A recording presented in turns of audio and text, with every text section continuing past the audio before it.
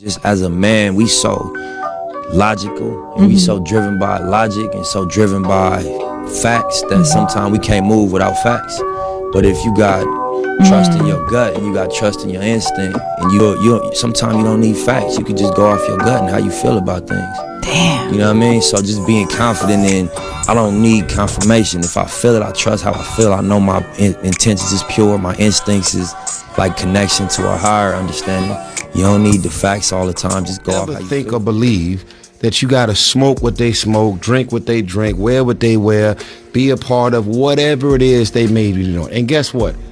If it's considered something negative to me, but yet you're doing it that makes you happy, do what makes you happy. Live your life. Hated for who I truly am than to be adored for someone who I'm not. Love based on a lie is of no worth. I would rather be rejected for being my true self than to be embraced by the false side of me. People don't have to like me. And I won't change how I am to suit other people. What you see is what you get. I've done bad things and made plenty of poor decisions, but I'll always remain true to myself. Even though I don't like some of the things I've done, in that moment, it felt like the right thing to do.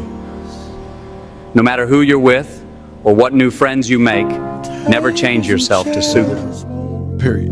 I rarely go out, and I always felt like if other cats was out partying and I was home studying, I would have an edge. So like I'm literally like, all right, I will party later.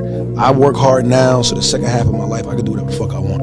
That's been my mentality. It's like I'm not going to trick off my early years for partying and then worry about struggling, how I'm going to make it, how I'm going to take care of my family, how I'm going to take care of everybody else. Like that's not going to be me. I'm going to grind it out now. You know what I'm saying? I'm going to set up the foundation so I can enjoy myself later. That's always been my mentality. Message, you know, and it's a fascinating 1-2 punch we've had so far.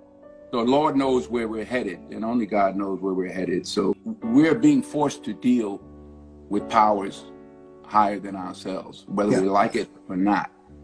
We better open our eyes and look at the reality of what's going on. This is Amen. I always tell people all the time, you got to put limits on what you give, because takers will never put limits on what they take. Exactly. Feel like you don't want to give it to him?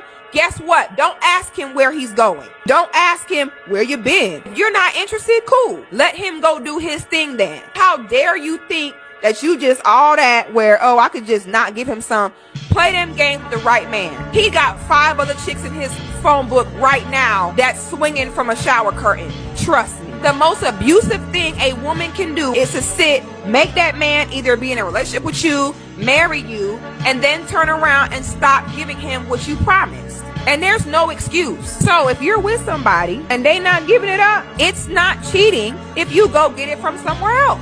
Period. Because you went against the agreement first. That was you. I ain't signed up for this to be told no. He is then within his right to have another woman perform that duty that you didn't perform. Especially if you're married. A bad week ain't gonna last. A bad month ain't gonna last. It's just, as long as you're working on yourself and you're trying to better yourself in those moments, it's okay to not be okay, to be okay. Fact. You know what I mean?